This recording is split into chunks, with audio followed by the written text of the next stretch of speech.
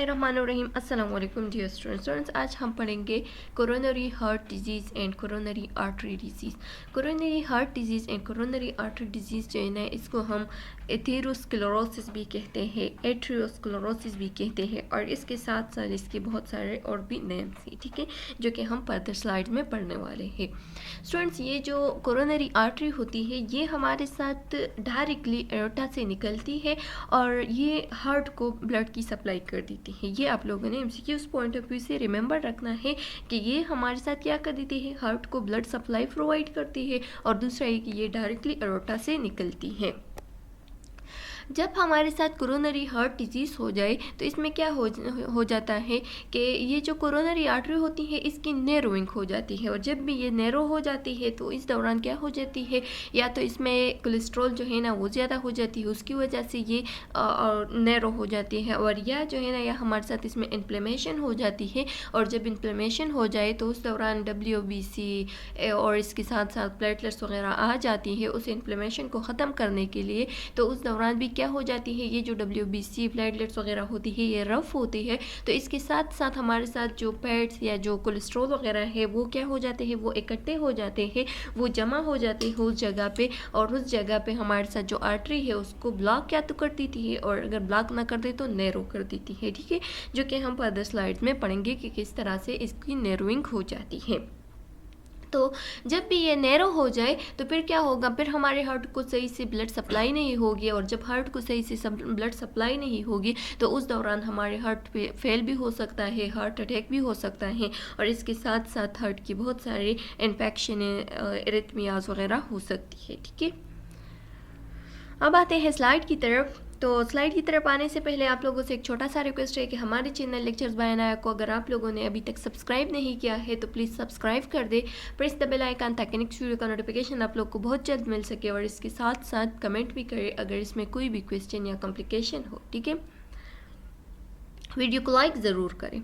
तो लिखा गया है कि coronary artery disease, coronary artery disease को हम CAD और CHD भी कहते हैं, ठीक है। CHD यानी coronary heart disease and CAD coronary artery disease, ये आप लोगों ने रिमेंबर रखना है, क्योंकि आगे जो स्लाइड्स आ रहे हैं उसमें सिर्फ CAD लिखा गया है, तो फिर आप लोगों ने कन्फ्यूज़ नहीं होना है।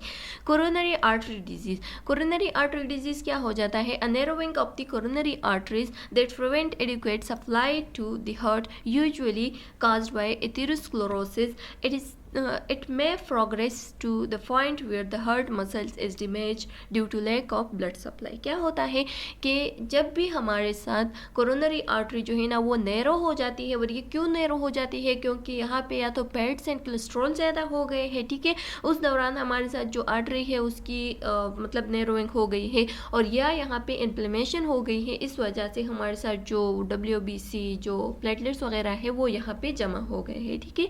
तो जब भी हमारे साथ ये नैरो हो जाती है तो तब क्या होता है, तब हमारे हार्ट को सही से एडिक्वेट ब्लड सप्लाई नहीं होती, और जब हार्ट को एडिक्वेट ब्लड सप्लाई नहीं होती तो उस दौरान हमारे साथ एथेरोस्क्लेरोसिस कास हो जाती है, जो कि हमारे साथ कोरोनरी आर्टरी डिजीज़ का या कोरोनरी हार्ट डिजीज़ का एक दूसरा नाम है, ठीक है, जिसको हम एथेरोस्क्लेरोसिस हार्ट डिजीज़ भी कह सकते हैं। ये हमारे साथ क्या होती है, इसमें ऐसा होता है कि ये हमारे साथ जो हार्ट की मसल्स होती है वहाँ पे जब भी ये मतलब कोलेस्ट्रॉल जमा हो जाए, फैट्स जमा हो जाए या इन्फ्लेमेशन हो जाए, तो इस वजह से जो हार्ट मसल है वो डैमेज हो जाती है, और उस हार्ट मसल की डैमेज की वजह से फिर क्या होती है, लैक ऑफ ब्लड सप्लाई होती है, और जब भी लैक ऑफ ब्लड सप्लाई हो जाए तो इस वजह से हमारे साथ इन्फार्क्शन, एरिथमियाज या हार्ट फेलियर कास हो जाती है, ठीक है। यानी या तो हार्ट अटैक हो सकती है या हार्ट इन्फार्क्शन हो सकती है, इसके साथ साथ जिसको हम MI भी कहते हैं, माइकार्डियल इन्फार्क्शन, ठीक है, एंड एरिथमियाज भी हो सकती है। अब कोरोनरी आर्टरी डिजीज़ को हम और कौन कौन से नाम से जानते हैं, तो इसके 4 नाम से, तो अगर आप लोग MCQs पॉइंट ऑफ व्यू से इसमें से कौन एक भी आ गया तो आप लोगों ने फिर कंफ्यूज नहीं होना है, क्योंकि ये सारे कोरोनरी हार्ट डिजीज़ को या कोरोनरी आर्टरी डिजीज़ को कहते हैं, ठीक है।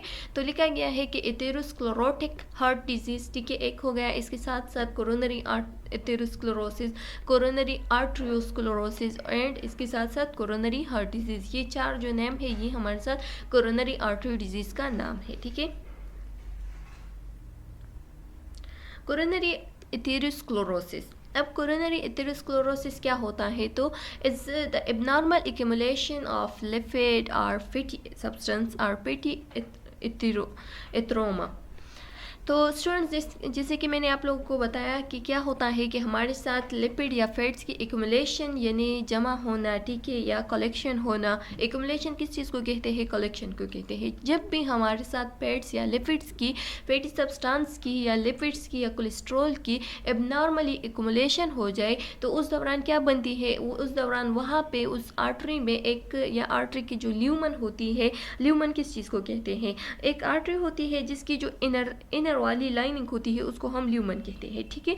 तो आर्टरी की जो ल्यूमन होती है जिसको हम ट्यूनिका इंटीमा भी कहते हैं, ठीक है। ट्यूनिका इंटीमा यानी जो ल्यूमन होती है, जो इनर मोस्ट लाइनिंग होती है, वहाँ पे क्या हो जाती है, वहाँ पे एबनॉर्मली कलेक्शन ऑफ लिपिड्स हो जाती है, या कोलेस्ट्रॉल हो जाती है, फैटी एसिड सब्सटेंसेस हो जाती है, ठीक है, फैट्स हो जाती है।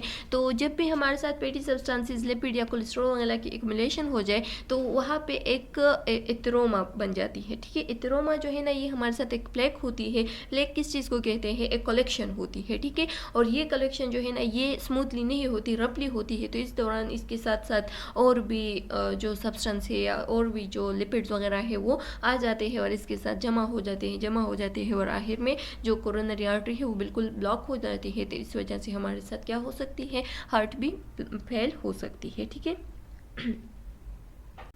स्टूडेंट्स, जब भी हमारे साथ प्लेग बन जाए ना, वहाँ पे जो collection of substance, abnormal substance हो जाए, ठीक है, तो उस प्लेग की वजह से क्या हो जाते हैं, ये जो कोरोनरी आर्टरी होती है ना, ये हार्ड बन जाती है और इसकी जो इलास्टिसिटी होती है, ये तो इलास्टिक होती है, तो इसकी इलास्टिसिटी भी क्या हो जाती है, उसकी भी लॉस हो जाती है। तो जब इसकी इलास्टिसिटी लॉस हो जाए तो ये हार्ड बन जाती है, थिक बन जाती है और इस वजह से फिर हमारे साथ angina, heart attack and heart failure वगैरह काज हो सकती है, ठीक है। ये आप लोगों ने याद रखना है। एंजाइना यानी सीवियर चेस्ट पेन जो होती है, जिसको हम हार्ट अटैक भी फिर बाद में कह सकते हैं, ठीक है, हार्ट अटैक हो सकती है। अच्छा स्टूडेंट्स, और अगर हमारे साथ क्या हो गया, इन्फेक्शन हो गया, इन्फ्लेमेशन हो गया, तो उस दौरान क्या होगी, फॉर एग्जांपल हमारे साथ प्लेग बन गया, ठीक है, उसकी वजह से जो कलेक्शन ऑफ एबनॉर्मल सब्सटेंस है वो इकट्ठे हो गए, ठीक है। अगर वो भी हो गया तो फ्लैग बन गया। फ्लैग के दौरान फिर क्या होगी, फिर हमारे साथ इन्फेक्शन हो सकती है, ठीक है। और जब इन्फेक्शन होगी तो इन्फेक्शन के दौरान क्या हो सकती है, WBC, प्लेटलेट्स वगैरह जो है ना, वो उस इन्फेक्शन की जगह जहाँ पे प्लेट्स बना है वहाँ पे चले जाते हैं, ठीक है। और जहाँ पे हमारे साथ इन्फेक्शन हो गया है तो वहाँ पे चले जाते हैं और उसके साथ क्या हो जाती है, उसको ठीक करने की कोशिश करता है, ठीक है। तो जब भी उस रप्चर को ठीक करने की कोशिश करता है तो उस दौरान हमारे साथ जो प्लेटलेट्स एंड जो WBC वगैरह होती है वो क्या हो जाती है, वो रप होती है, ठीक है। तो जब वो रप होती है तो वहाँ पे चले जाते हैं और फर्दर उसके साथ और भी सब्सटेंस जो है ना वो इकट्ठे हो जाते हैं, और भी सब्सटेंस इकट्ठे हो जाते हैं, चाहे वो WBC हो, चाहे वो प्लेटलेट्स हो, चाहे वो फैटी सब्सटेंस हो, चाहे वो कोलेस्ट्रॉल हो, चाहे वो हमारे लिपिड हो, ठीक है। तो जब वहाँ पे इकट्ठे हो जाते हैं तो वो हमारे साथ एक क्या बन सकती है, वो एक ट्यूमर सा बना जाती है, ठीक है। और उस ट्यूमर को फिर हम कहते हैं कि एथेरोमा बन गई है, ठीक है। एथेरोमा जो है ना, फिर हम उसको कहते हैं, या प्लेग भी हम कह सकते हैं। और ये कहाँ पे होती है, ये हमारे साथ उस ल्यूमन में होती है जो कि कोरोनरी आर्टरी की इनर मोस्ट वॉल होती है, ठीक है, इनर मोस्ट जो लेयर होती है, तो उसको हम ल्यूमन कहते हैं, या इसको हम ट्यूनिका इंटीमा भी कह सकते हैं। तो उसमें क्या बन जाती है, उसमें हमारे साथ एथेरोमा बन जाती है या प्लेग बन जाती है। अच्छा स्टूडेंट्स, अब एक्यूट कोरोनरी सिंड्रोम को अगर हम देख ले तो एक में हमारे साथ होती है मायोकार्डियल इन्फार्क्शन, ठीक है, जिसमें जो ST वेव्स होती है ECG में वो एलिवेट हो जाते हैं, ठीक है। और एक जो है ना, एक ऐसा होता है कि इसमें जो ST वेव्स होते हैं वो एलिवेट ही नहीं होते। इसमें हम कभी नेक्स्ट लेक्चर में बात करेंगे डिटेल के साथ, क्योंकि ये बहुत इंटरेस्टिंग टॉपिक है, ठीक है। अब हमारे साथ जो टॉपिक है, हमारा जो मेन टॉपिक है वो है एक्यूट कोरोनरी सिंड्रोम, ठीक है। तो एक्यूट कोरोनरी सिंड्रोम जो है ना, ये हमारे साथ एक ऐसा टर्म होता है जो कि हम डिफाइन करते हैं कि हमारे साथ जब कोरोनरी आर्टरी डिजीज़ जो है ना उसका पोटेंशियली कॉम्प्लिकेशन हो जाए, सीवियर कॉम्प्लिकेशन, और वो एकदम में आ जाए, ठीक है, जिसकी वजह से हमारे साथ दो टाइप ऑफ सिंड्रोम कास हो जाती है। एक को हम कहते हैं ST segment elevation in myocardial infarction, और दूसरा होता है non ST segment elevation in myocardial infarction, ठीक है। अब रिस्क फैक्टर की तरफ आते हैं तो रिस्क फैक्टर हमारे साथ दो टाइप की होती है, एक होती है मॉडिफाइबल और एक होती है नॉन मॉडिफाइबल। ठीक है, तो जो मॉडिफाइबल होती है वो हमारे साथ क्या होती है, वो हम कंट्रोल कर सकते हैं, लेकिन जो नॉन मॉडिफाइबल होती है तो वो हम कभी कंट्रोल ही नहीं कर सकते। ठीक है, वो नॉन कंट्रोलेबल होता है और दूसरा ये कि वो ऑटोनॉमिक होती है। तो स्टूडेंट्स जो हमारे साथ मॉडिफाइबल होती है उसकी तरफ आते हैं तो उसमें क्या होगी, तो ये रिस्क फैक्टर जो है ना ये हम कंट्रोल कर सकते हैं क्योंकि ये हमारे साथ हाई ब्लड कोलेस्ट्रॉल लेवल की वजह से होती है। तो अगर हम कोलेस्ट्रॉल का टेस्ट कर दें, ठीक है, और इसके साथ साथ हम कोलेस्ट्रॉल को कम कर दें और जो घी वगैरह है उसको कम कर दें, ठीक है, तो उस वजह से हमारे साथ जो कोलेस्ट्रॉल लेवल है वो दोबारा से नॉर्मल हो सकती है। हाइपर लिपिडेमिया भी इसको हम कहते हैं, जब हमारे साथ क्या हो जाए, जब हमारे साथ 240 mg पर DL से कोलेस्ट्रॉल जो है ना वो इंक्रीज हो जाए तो उस दौरान हमारे साथ क्या हो सकती है, मायोकार्डियल जो कोरोनरी आर्टरी डिजीज है वो अकर हो सकती है। स्टूडेंट्स अब कोलेस्ट्रॉल हमारे साथ दो टाइप होती है, एक होती है लो डेंसिटी लाइपोप्रोटीन और एक होती है हाई डेंसिटी लाइपोप्रोटीन। एक होती है गुड कोलेस्ट्रॉल, एक होती है बैड कोलेस्ट्रॉल। तो अगर हमारे साथ बैड कोलेस्ट्रॉल इंक्रीज हो जाए तो इसकी वजह से भी क्या हो सकती है, जो एक्यूट कोरोनरी सिंड्रोम है वो काज हो सकती है। अगर हमारे साथ जो गुड कोलेस्ट्रॉल है वो कम हो जाए अपने रेंज से तो फिर क्या हो सकती है, फिर भी इसकी रिस्क हो सकती है कि मायोकार्डियल के कोरोनरी जो आर्टरी डिजीज है वो काज हो जाए। ठीक है, सिगरेट स्मोकिंग हो गया, तो सिगरेट स्मोकिंग क्या कर देती है। अब आप लोग सोच रहे होंगे कि किस तरह से कोलेस्ट्रॉल लेवल जो है ना वो हमारे कोरोनरी आर्टरी को इन्फेक्शन या उसमें जो इथ्रोमा है वो काज कर सकती है या प्लेग बन सकती है। तो वहाँ पे क्या हो सकती है, ये जो है ना ये जो कोलेस्ट्रॉल है ये हमारे साथ वेजो कंस्ट्रक्शन कर देती है। ठीक है, तो ये अगर वहाँ पे इकट्ठे हो गए, कलेक्शन इसकी हो गई नॉर्मली, तो उस दौरान हमारे साथ इथ्रोमा वगैरह बन सकती हैं। अब आते हैं सिगरेट स्मोकिंग की तरफ या टोबैको की तरफ। तो सिगरेट स्मोकिंग एंड टोबैको जो है ना वो क्या कर सकते हैं, सिगरेट स्मोकिंग जो है ना वो हमारे साथ क्या कर देती है, ये जो गुड कोलेस्ट्रॉल लेवल है इसको क्या कर देती है, उसको कम कर देती है। दूसरा है कि ये भी वेजो कंस्ट्रक्शन कर देती है। ठीक है, और जो हाइपरटेंशन है उसको इंक्रीज कर देती है, जो कि हमारे साथ एक रिस्क हो सकती है कोरोनरी आर्टरी डिजीज की। ठीक है, इसी तरह से जो टोबैको है वो भी हमारे साथ जो हाइपरटेंशन है उसको इंक्रीज कर देती है। ठीक है, अब हाइपरटेंशन की तरफ आ जाए तो हाइपरटेंशन में क्या होता है, हाइपरटेंशन में हमारे साथ जो वेजल्स होते हैं या जो आर्टरीज होती है उसकी क्या हो जाती है, उसकी कंस्ट्रक्शन हो जाती है। ठीक है, उसकी कंट्रैक्शन हो जाती है और जब उसकी कंट्रैक्शन हो जाए तो उस वजह से हमारे साथ ये हार्ट एंड थिक बन जाती है। ठीक है, और उसकी वजह से भी कोरोनरी आर्टरी डिजीज बन सकती है। डायबिटीज़ मेलाइटिस को अगर देख ले तो डायबिटीज़ मेलाइटिस में कोलेस्ट्रॉल लेवल जो है ना वो हाई हो जाती है, तो इसकी वजह से भी एक रिस्क हो सकती है कि पेशेंट को क्या हो जाए, कि पेशेंट को जो कोरोनरी आर्टरी डिजीज है वो काज हो जाए। ठीक है, इसके साथ साथ lack of oestrogen in women, जब हमारे साथ लैक ऑफ जो एस्ट्रोजन लेवल है, हार्मोन लेवल है वो कम हो जाए वुमेन में, ठीक है, तो उस दौरान भी क्या हो सकती है, ये जो कोरोनरी आर्टरी डिजीज है वो काज हो सकती है। और ये ज़्यादातर जो जब वुमेन में मेनोपॉज हो जाए तो उसके बाद होती है। ठीक है, अच्छा, इसके साथ साथ फिजिकल एक्टिविटी को अगर हम देख लें तो फिजिकल एक्टिविटी में हमारे साथ क्या आती है, ओबेसिटी हो गई, जिसकी वजह से मतलब उसकी वेट जो है ना वो ज़्यादा हो। ठीक है, एक्सरसाइज वगैरह जो है ना वो कर रही है ज़्यादा से ज़्यादा। ठीक है, और फिर भी वो ओबीस है। और इसके साथ साथ अगर वो जो उसका जो इन्वायरमेंट है वो स्ट्रेसफुल है, ठीक है, तो उसके साथ साथ भी हमारे साथ जो बीपी है वो शूट हो सकती है और शुगर जो है ना वो भी ज़्यादा हो सकती है, जो कि रिस्क फैक्टर है हमारे साथ किस चीज़ की, कोरोनरी आर्टरी डिजीज़ की।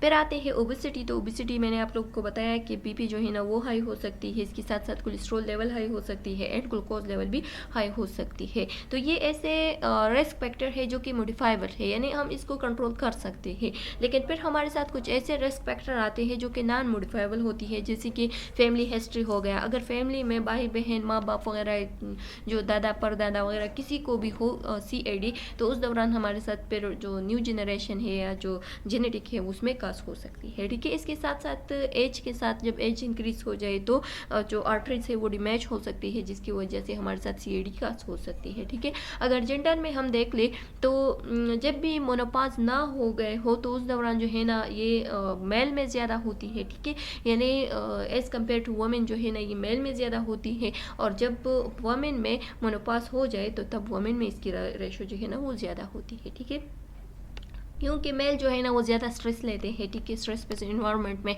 ज़िंदगी गुजारते हैं, तो उस दौरान हमारे साथ जो मेल में कोरोनरी आर्टरी डिजीज़ हो सकती है। अगर हम रेस को देख लेती कि तो ज़्यादातर जो नॉन वाइट पॉपुलेशन है उसमें ज़्यादा होती है, ठीक है। यानी जो वाइट एक होती है वाइट पॉपुलेशन, एक होती है जो वाइट नहीं होती, जो काले होते हैं, ठीक है, तो उसमें ज़्यादातर की होती है। इसकी पैथोफिजियोलॉजी की अगर हम बात करें तो स्टूडेंट्स वही बात है सिंपल सी कि हमारे साथ जितनी भी एटियोलॉजिकल फैक्टर्स हमने बताए, जितने भी ये रिस्क फैक्टर हमने बताए कि बीपी हो गया, हाइपरटेंशन हो गई, डायबिटीज़ मेलाइटिस हो गया, इसके साथ साथ फिजिकल एक्टिविटी, ओबिसिटी एंड जो लैक ऑफ एस्ट्रोजन हो गए, सिगरेट स्मोकिंग हो गई, टोबैको हो गई, high cholesterol level, family history, इसके साथ साथ इंक्रीजिंग एज, जेंडर, जितनी भी हमने बताए, ठीक है, रेस, तो ये हमारे साथ क्या होती है, ये इसकी एटियोलॉजिकल फैक्टर है, ठीक है। तो इस एटियोलॉजिकल फैक्टर में हमारे साथ क्या होती है, जो इनर लाइनिंग होती है आर्टरी की, ठीक है, जो ट्यूनिका क्या था, जो ट्यूनिका इंटीमा है उसमें क्या हो जाती है, उसमें एबनॉर्मली या उसमें इंजरी हो जाती है, ठीक है। जब भी उसमें इंजरी हो जाए तो हमारे साथ जो इम्यून सिस्टम है वो क्या हो जाती है, वो रिएक्शन स्टार्ट हो जाती है, वो इस इन्फ्लेमेशन की तरफ अपने आप को पहुंचाना चाहती है, ठीक है। और जब भी वहाँ तक पहुंच जाए तो वहाँ पे क्या हो जाती है, वहाँ पे उस इन्फेक्शन पे आरबीसी और एंड इसके साथ साथ प्लेटलेट्स वगैरह जो है ना वो आ जाते हैं, उसके ब्लड को स्टॉप कर देती है, और दूसरा एक वहाँ पे उस इन्फ्लेमेशन को रोकने की कोशिश करती है, ठीक है, या उस रप्चर को रोकने की कोशिश करती है। फिर हमारे साथ क्या होती है, फिर जब वो आ जाती है तो वो जो है ना वो रफ होती है, ठीक है, प्लेटलेट्स जो है ना वो भी रफ होती है, वो स्मूथ नहीं होती, तो हर चीज़ जो है ना इसके सामने से स्मूथली नहीं गुजर सकती, तो इस वजह से इसमें एक्युमुलेशन ऑफ लिपिड हो जाती है, ठीक है। जब भी लिपिड्स एंड फैट्स एंड इसके साथ साथ जो कोलेस्ट्रॉल वगैरह है उसकी एक्युमुलेशन हो जाती है, तो वो हमारे साथ जो आर्टरी है उसमें थोड़ा क्या लाती है, उसमें थोड़ा ब्लॉकेज लाती है, ठीक है। अगर ब्लॉकेज भी नहीं होती तो उसको नैरो कर देती है, जब उसको नैरो कर देती है तो इसकी वजह से फिर हमारे साथ जो ब्लड है उसकी सप्लाई सही से नहीं होती, ठीक है। फिर लिखा गया है कि इसके साथ साथ क्या होती है, the area is to ingest the lipid and die, ठीक है, वहाँ पे लिपिड्स वगैरह आ जाते हैं, और लिपिड जो है ना उसके साथ क्या हो जाते हैं, उसके साथ एक्युमुलेशन उसकी हो जाती है, क्योंकि ये जो वेजल्स होती है ये स्मूथ नहीं होती, ठीक है। ये हमारे साथ क्या होती है, ये जो है ना ये आरबीसी वगैरह जो है ना ये स्मूथ नहीं होती, तो इसमें जो मतलब जो रफली इन्वायरमेंट इसका बन जाता है, जब रफली इन्वायरमेंट बन जाता है तो इसके साथ साथ क्या हो जाती है, एथ्रोमा बन जाती है। जब भी एथ्रोमा बन जाए तो हमारे साथ जो कोरोनरी आर्टरी डिजीज़ है वो काज हो सकती है, क्यों, क्योंकि जो ल्यूमन है वो क्या हो गया है, उसमें इन्फेक्शन पहले हो गया, फिर जो वेजल है वो क्या हो गया, वो थोड़ा नैरो हो गया, ठीक है। और जब भी ये नैरो हो जाती है तो इस नैरोइंग की वजह से या इस ऑब्स्ट्रक्शन की वजह से जो फर्दर रफ्चरिंग या जो फर्दर हमारे साथ जो क्या होती है, जो इन्फ्लेमेशन वगैरह है वो काज हो जाती है, और इसकी वजह से और भी WBC वगैरह आ जाती है, इसके साथ इकट्ठे हो जाते हैं, और फर्दर ये जो है ना एक थ्रम्बस बन जाती है, और जब थ्रम्बस बन जाए या प्लेग बन जाए तो ये हमारे साथ क्या कर देती है, उस आर्टरी को बिल्कुल बंद कर देती है, और जब भी उसको बंद कर जाए तो इस दौरान हमारे साथ या तो हार्ट फेलियर हो जाती है, या मायोकार्डियल इन्फार्क्शन हो जाती है, और या एंजाइना हो जाती है। इसके साथ साथ और भी हमारे साथ बहुत सारे साइड एंड सिम्टम हैं जो कि कोरोनरी आर्टरी डिजीज़ की हो सकती है, ठीक है। अब साइन एंड सिम्टम की तरफ आते हैं, तो साइन एंड सिम्टम में हमारे साथ क्या होती है, चेस्ट पेन होगा, सीवियर चेस्ट पेन होगा, एक प्रेशर के साथ चेस्ट पेन होगा, ठीक है, जिसको हम एंजाइना कहते हैं, एंजाइना पेक्टोरस, ठीक है। इसके साथ साथ फिर हमारे साथ मायोकार्डियल इन्फार्क्शन हो सकती है। मायोकार्डियल इन्फार्क्शन आप लोग जानते हैं कि नैरोइंग अब तो विजल हो जाए या आर्टरी हो जाए तो उस दौरान हमारे साथ क्या होती है, जो हार्ट फेलियर है वो काज हो सकती है, ठीक है। डायफ्रोसिस होगी, डायफ्रोसिस क्यों होगी, क्योंकि हार्ट जो है ना वो अपनी एक्टिविटी या उसमें ब्लड सप्लाई जो है ना वो से इडिक्वेटली नहीं आ रही है, सप्लाई जो है ना वो कम हो गई थी, इस वजह से हमारे साथ डायफ्रोसिस यानी जो स्वीटिंग है वो स्टार्ट हो जाएगी, एक्सेसिव स्वीटिंग होगी, ठीक है। और ये क्यों होगी, क्योंकि हमारा हार्ट जो है ना वो प्रॉपरली वर्क नहीं कर रहा है। ECG को अगर हम देख ले तो बहुत सारी चेंजेस, नॉर्मल चेंजेस होगी, क्योंकि एंजाइना वगैरह हो सकती है, या जो कोरोनरी आर्टरी डिजीज़ है वो हो सकती है, ठीक है, जो कि एचटीव्यूज जो है ना वो हमारे साथ एलिवेट या होंगे, या जो है ना डिफ्रेस हो गए, ये सारे हमारे साथ हो सकती है, ठीक है। फिर आते हैं चेस्ट हैवीनेस, चेस्ट जो है ना वो हैवी फील होगा, क्योंकि वहाँ पे थ्रम्बस बन गया है, ठीक है। एंड डिसिप्निया होगी, शार्टनेस ऑफ ब्रीथ होगी, और एंड फटीग हो सकती है, थकावट महसूस से जल्दी होगा।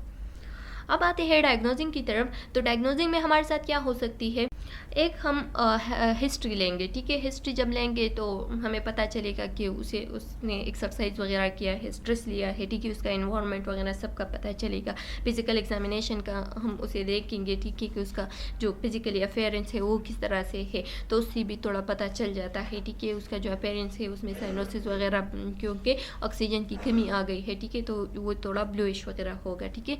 कार्डियक एंजाइम जो है ना, ये हमारे साथ क्या होती हैं, जब हमारे साथ जो मायोकार्डियम होती है, मायोकार्डियम हमारे साथ डैमेज हो जाती है, तो इस वजह से जितनी भी सी रिएक्टिव प्रोटीन हो गया, मायोग्लोबिन हो गया, उसकी क्या हो जाएगी, वो जो है ना वो ज़्यादा होगी इस दौरान। तो जब भी हमारे साथ ये ज़्यादा होगी टेस्ट में, तो हमें पता चल जाता है कि कोरोनरी आर्टरी डिजीज़ हो गई है, ठीक है, क्योंकि मायोकार्डियम जो है ना वो डैमेज हो गया है। तो जब भी वहाँ पे डैमेज आ जाएगा, तो हमारे साथ जो सी रिएक्टिव प्रोटीन वगैरह हो गया, या इसके साथ साथ जो मायोग्लोबिन हो गए, ठीक है, तो वो इन्फेक्शन इन्फ्लेमेशन के दौरान हाई होती है, तो इस दौरान भी हाई होगी। इलेक्ट्रोकार्डियोग्राम हमारे साथ ईसीजी होती है, और ये हम ज़्यादातर हार्ट अटैक में कर देते हैं, ठीक है। बल्कि नॉर्मल भी पेशेंट जब भी वो एंजाइना के साथ या जो नॉर्मल थोड़ा सा भी पेन हो हार्ट में, तो उस दौरान चले जाते हैं, तो उसका ईसीजी कर देते हैं, ठीक है। तो इसमें हमें जो हार्ट अटैक या जो वेजल की बंद होने की वजह जो है ना वो हमें बता सकती है ये, ठीक है। इसकी वेव्स जो है ना वो चेंजेस उसमें आते हैं। इसके साथ साथ हम इकोकार्डियोग्राम करेंगे। इकोकार्डियोग्राम जो है ना, इसमें हम साउंड की वेव्स को मालूम कर देते हैं, ठीक है। हार्ट की साउंड वेव जो है ना वो किस तरह से है, लब डब किस तरह से है, तो उसको हम मालूम करते हैं। मरमर साउंड तो नहीं है, ये सब हम इकोकार्डियोग्राम के ज़रिए से मालूम करते हैं। स्ट्रेस टेस्ट करेंगे। स्ट्रेस टेस्ट हम क्यों करेंगे, क्योंकि स्ट्रेस जो है ना ये हमारे साथ क्या होती है, जब वो पेशेंट सीवियर एक्सरसाइज करे या इमोशनली स्ट्रेस ले ले, ठीक है, या वर्क लोड हो उस पर, तो उस दौरान हमारे साथ एंजाइना आती है, और एंजाइना की साइन सिम्टम जो है ना वो स्ट्रेस टेस्ट होती है। फर्दर स्लाइड में आ रहा है, उसमें हम डिटेल के साथ पढ़ेंगे। इसके साथ साथ न्यूक्लियर इमेजिंग करेंगे, ये भी आ रहा है, ठीक है, एंड एंजियोग्राफी करेंगे। अच्छा, अब हमारे साथ आते हैं ईसीजी। तो ईसीजी हम क्यों करते हैं, provide a record to the heart electrical activity, ताकि हमें हार्ट की इलेक्ट्रिकल एक्टिविटी की रिकॉर्ड जो है ना वो प्रोवाइड हो सके, ठीक है। तो इस वजह से हम क्या कर देते हैं, ईसीजी कर देते हैं। The simple test record in abnormal finding in the heart electrical muscles, electrodes are placed on the arm and chest to monitor electrical activity. क्या होता है, ये हमारे साथ जितनी भी एबनॉर्मल फाइंडिंग होती है हार्ट की, जितनी भी electrical activity of the heart की अगर एबनॉर्मल फाइंडिंग हो, ठीक है, इलेक्ट्रिकल इम्पल्सिस की, तो वो हमें रिकॉर्ड कर देती है, ठीक है। ये और ये हमें एक पूरा रिकॉर्ड दे देती है कि हार्ट में क्या प्रॉब्लम चल रहा है, ठीक है। और ये इसमें ये हम किस तरह से करते हैं, तो जो छोटे छोटे इलेक्ट्रोड्स होते हैं वो हम चेस्ट और आर्म पे लगा देते हैं, जो कि हमारे हार्ट की इलेक्ट्रिकल एक्टिविटी को मॉनिटर कर देती है। ये आप लोग देख सकते हैं, इसको हम ईसीजी कहते हैं, ठीक है। ये जो एसटी सेगमेंट है, अगर ये हॉरिजेंटल है तो ये भी नॉर्मल है, ठीक है। ये आप लोग देख सकते हैं ऊपर की तरफ चले गए हैं, या ये डिप्रेस्ड हो गए हैं, ठीक है, डाउन स्लोपिंग हो गई है। तो ये सारे हमारे साथ साइन एंड सिम्टम हमें दिखा देती हैं किस चीज़ की, जो हार्ट की जो आर्टरी है उसकी नैरोइंग हो गई है, ठीक है। अब हम आते हैं इकोकार्डियोग्राम की तरफ। तो इकोकार्डियोग्राम जो है ना, ये हमारे साथ हार्ट में जो साउंड होती है, जो लब डब होती है, वो हमें मॉनिटर कर देती है कि उसमें मरमर साउंड तो नहीं है, ठीक है। It is may be order if the doctor suspect a problem with the heart muscle. अगर डॉक्टर को लगा कि हार्ट के मसल्स में प्रॉब्लम हो सकती है, तो उस दौरान हम क्या कर देते हैं, उस दौरान जो डॉक्टर है वो ऑर्डर कर देती है कि इसका इकोकार्डियोग्राम यानी जो इको होती है वो कर दे, ठीक है। are one of the wall that channels blood through the heart, ठीक है। या अगर एक भी वाल जो कि हमारे हार्ट में एक चैनल होता है कि ब्लड सप्लाई एक जगह से एक अट्रैक्शन हो जाती है तो दूसरी जगह पे ब्लड सप्लाई कर देती हैं, तो अगर उसमें एक वाल में भी क्या लगे, मतलब थोड़ा सा भी डिसीज़ लगे, ठीक है, या थोड़ा सा भी एब्नॉर्मलिटी लगे, तो उस दौरान डॉक्टर कहता है कि इसकी इकोकार्डियोग्राम कर दें। स्ट्रेस पर हमारे साथ आती है स्ट्रेस टेस्ट। स्ट्रेस टेस्ट हम कब करते हैं, जब भी हमारे साथ एक्सरसाइज स्ट्रेस हो, ठीक है, या जो for example in emotional stress लिया है, ठीक है, तो उस दौरान हम क्या कर देते हैं, उस दौरान हम पेशेंट का एक टेस्ट कर देते हैं जिसमें हम इलेक्ट्रिकल एक्टिविटी को मालूम कर देते हैं हार्ट की, ठीक है। तो they are use to show how the heart react. इस दौरान हम ये टेस्ट कर देते हैं कि हार्ट जो है ना फिजिकल एक्सर्शन वगैरह पे किस तरह से रिएक्शन कर देती है, ठीक है। तो exercise stress test are usually perform on a treadmill or exercise bicycle, या तो ट्रेडमिल दे देते हैं या जो है ना एक बाइसाइकिल दे देते हैं कि इस पे आप एक्सरसाइज करो, और इस दौरान जो है ना हार्ट की जो रिएक्शन होती है उसको हम मालूम कर देते हैं, ठीक है, एक्सरसाइज के दौरान। तो हमें पता चलता है कि स्ट्रेस के दौरान हार्ट जो है ना वो किस तरह से रिएक्शन कर देती है। ये आप लोग देख सकते हैं। इसी तरह से एक ट्रेडमिल दिया है इस पेशेंट को, ठीक है, और वो उसको कहता है कि आप एक्सरसाइज करो, और इसको हम ट्रेडमिल कहते हैं, और इस दौरान जो है ना हार्ट की एक्टिविटी मालूम कर देते हैं। Nuclear cardiac imagine, nuclear cardiac imagine जो है ना ये हमारे साथ एक एक्सरे होती है जिसके दौरान हम क्या कर देते हैं कि हार्ट की जो एक्टिविटी होती है उसको हम मालूम कर देते हैं, ठीक है। तो लिखा गया है कि involve the use of small amount of short lived radio active material which is injected into the blood stream. क्या कर देते हैं, एक ब्लड स्ट्रीम में रेडियो एक्टिव मटेरियल जो है ना वो इंजेक्ट कर देते हैं, ठीक है, स्मॉल अमाउंट में, एंड एक स्पेशल कैमरा के ज़रिए से इसकी एक्सरे लेते हैं कि इसके मोशन जो है ना वो किस तरह से जा रहे हैं। अगर वो मटेरियल जो है ना वो हमारे साथ हार्ट की किसी भी आर्टरी में स्टक हो गए तो उस दौरान हमें पता चलता है कि यहाँ पे एबनॉर्मेलिटी है, ठीक है। This is useful as identify the area of abnormal motion are for assessing the blood supply to the heart muscle, ठीक है। ये हमारे हार्ट की मसल जो होती है वो किस तरह से ब्लड सप्लाई कर रहे हैं कि नहीं, हार्ट की तरफ सही से ब्लड सप्लाई हो रही है कि नहीं, उसकी सारी एक्टिविटी को मालूम कर देती है। और जहाँ पे भी वो मटेरियल स्टक हो जाए तो उससे हमें पता चलता है कि यहाँ पे एबनॉर्मेलिटी है, ये मसल सही से काम नहीं कर रहा है, यहाँ पे इसकी मूवमेंट जो है ना वो रुक गई है, ठीक है। फिर हमारे साथ आते हैं एंजियोग्राफी। तो एंजियोग्राफी हम कब करते हैं, जब हमारे साथ एंजाइना हो, ठीक है, सीवियर पेन हो। तो लिखा गया है कि it is the most accurate. अच्छा स्टूडेंट्स, अब आते हैं एंजियोग्राफी की तरफ। तो एंजियोग्राफी जो है ना ये हमारे साथ it is the most accurate means by which to examine the coronary artery. ये हमारे साथ एक एक्यूरेट मेथड होता है जिसके ज़रिए से हम कोरोनरी आर्टरी को सही तरीके से एग्जामाइन कर सकते हैं, ठीक है। तो it required a surgical procedure cardiac catheterization. ये हमारे साथ एक सर्जिकल प्रोसीजर होता है जिसमें हम क्या कर देते हैं, कार्डियक कैथेटराइजेशन करते हैं। During this procedure catheter small thin plastic tube, इसमें क्या होता है, एक स्मॉल थिन प्लास्टिक ट्यूब जो है ना इस कैथेटर में होता है, are placed in the artery of the leg or arm and directed using the X-ray machine to the opening of the coronary artery, ठीक है। और क्या कर देते हैं, लेग में या आर्म में जो है ना इसको एंटर कर देते हैं इस कैथेटर को, और इसके साथ साथ छोटा सा कैमरा भी अटैच होता है, और इस कैमरे के ज़रिए से हमारे साथ ये जब भी कोरोनरी आर्टरी तक पहुंच जाते हैं तो वहाँ की ओपनिंग में ये एक्सरे स्टार्ट कर देती है, और ये डायरेक्टली हमारे साथ एक एक्सरे निकाल देती है, एक एक्सरे आ जाती है किस चीज़ की, जो आर्टरी होती है उसके, और उसकी सारी एक्टिविटी के बारे में हमें बताता है कि वहाँ पे क्या पोजीशन है, ठीक है। फिर हमारे साथ आते हैं कॉम्प्लिकेशन, जो कि ऑलरेडी हमने बताया कि एंजाइना हो सकती है, ठीक है, इसके साथ साथ हार्ट अटैक हो सकती है, हार्ट फेलियर हो सकती है, क्योंकि हमारे साथ जो आर्टरी है वो बिल्कुल स्टॉप भी बंद भी हो सकती है, ठीक है। और इसके साथ साथ एबनॉर्मल हार्ट रिदम यानी एरिथमिया हो सकती है, ठीक है। तो चलो स्टूडेंट्स, उम्मीद है कि आप लोगों को यहाँ तक समझ में आ गया होगा। नेक्स्ट वीडियो लेक्चर में हम इसको कंटिन्यू रखेंगे, इसकी मैनेजमेंट के बारे में पढ़ेंगे, किस तरह से अगर हमारे साथ कोरोनरी आर्टरी डिजीज़ हो गया है तो उसको किस तरह से हम मैनेज करेंगे। तो उम्मीद है कि आप लोगों को यहाँ तक समझ में आ गया होगा। नेक्स्ट वीडियो में मिलते हैं, तब तक के लिए अल्लाह हाफिज़।